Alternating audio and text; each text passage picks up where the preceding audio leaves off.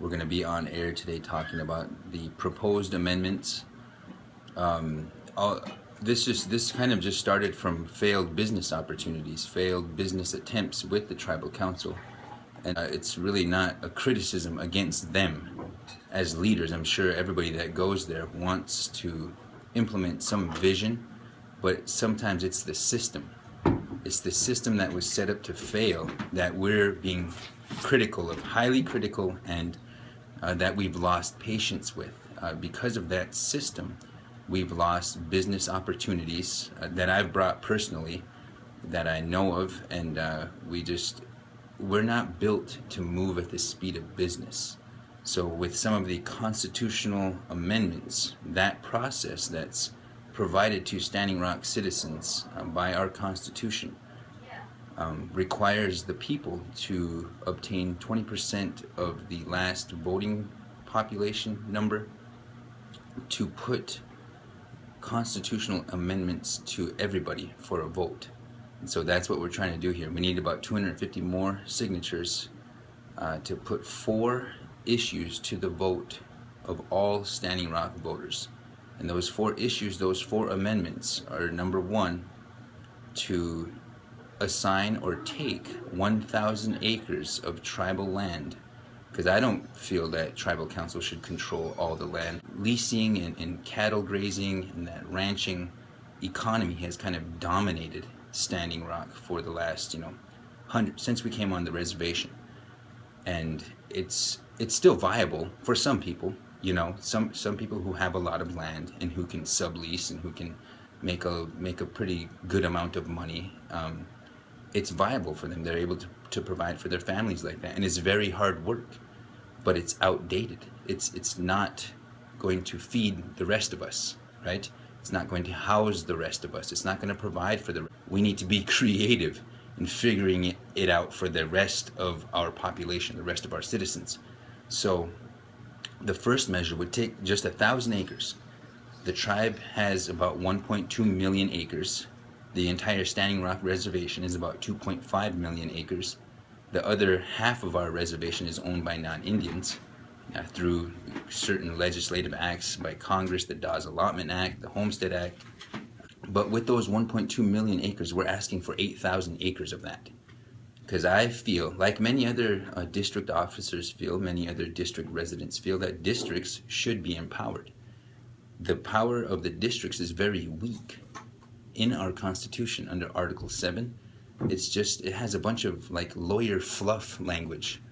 And I'm a lawyer myself, and so I know that language when I see it. It's the powers of the districts are to inform the tribal council, to inform the superintendent, to advise, to consult.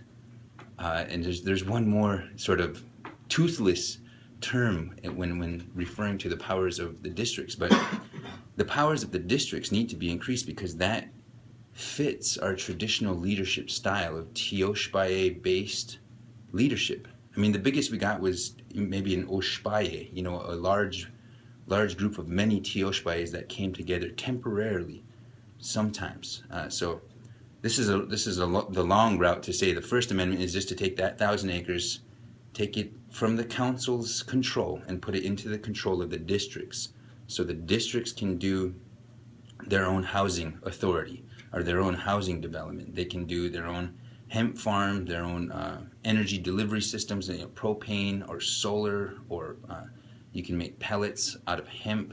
We did the Heating the Res project where we installed 20 pellet stoves throughout the res. We just have to figure another option to provide for ourselves. The Second Amendment spells out, it increases the power of the districts.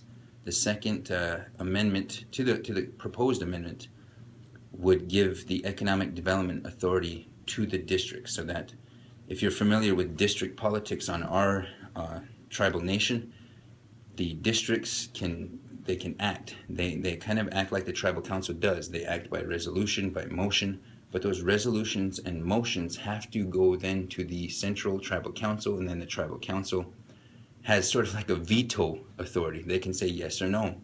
They can approve or disapprove the district's minutes. And in my mind, that's not only insulting, it's unnecessary. I think that districts need to be empowered. They need to have the power to move when they want to move. If Running Antelope wants to do, I was going to say a bike trail across the Grand River, but I'm not going to. Don't go there. Maybe a low impact hiking trail. Right. Okay, no. Any district, Rock Creek, Kennel, Wakbala, Porcupine, Cannonball, Long Soldier, if they want to do something, they should have the land and the authority to do those things. They should not be held back, is all I'm trying to say in the first two amendments. The third amendment, of course, it's kind of personal in nature because it provides a judgment window. It provides a hearing for someone like myself who has made mistakes, felony mistakes, but who has, reformed. I'm now a lawyer. I became a lawyer after that, which I thought that was the last thing you could become, And I'm not saying I want to open the floodgates. I'm just saying give people a hearing. Let our people, the election commission, determine whether somebody is morally fit. And if they're not, then don't let them run. But if you're convinced, those 8 members of the election commission are convinced, then okay, let them run. The Fourth Amendment just legalizes hemp, industrial hemp. Now for our people, it's critical to understand that industrial hemp, you can't smoke industrial hemp. You could smoke it all you want, but it's just like smoking banana peels. There's no... No, it's like smoking driftwood. Driftwood. Everybody can relate to that. Hey man, you got to speak the language of the people, and I smoke my share of driftwood. So hemp is not marijuana. That's very, very important to understand, because some tribal nations like Flandreau are taking that step to legalize recreational and medicinal marijuana. That's not what this amendment does. Our amendment on Standing Rock just legalizes industrial hemp. Just because we get your signature doesn't mean that this thing is going to pass. It just means that if we get the signatures, about a little over 400, we get the signatures, it goes on the ballot. I've been communicating with the election commission. They want the signatures by August 30th. We get them the 400 signatures. They put these 4 amendments for your vote, all the Standing Rock citizens that are listening. It puts it to your vote, and you decide whether or not our Constitution should be amended in those 4 ways. And it's a game changer. It really, and I don't have all the answers. This is just something that I saw, and that I thought, I spent $100,000 going to law school. I should probably use that for some purpose to rebuild, the legal foundation of our tribal nation. Because we can't even create a free or fair trade zones where we can have airplanes flying in and taking our products, say a hemp oil, say a hemp bar, a protein bar. Everybody's trying to get healthy these days. If we wanted to sell hemp or some other raw material that we produced here on Standing Rock tribal lands, say it was corn. Our farms program recently went under, so it's probably not a good example, but if we're able to sell something tax-free, we couldn't do that because the United States, the way they have federal Indian law set up, it's very oppressive. It's very guardian ward, paternalistic. They want to keep a handle on us. They don't want us feeding ourselves or providing our own energy. Look, just ask yourself, who do you buy your energy from? Who do you buy your electricity from? Who do you buy your propane from?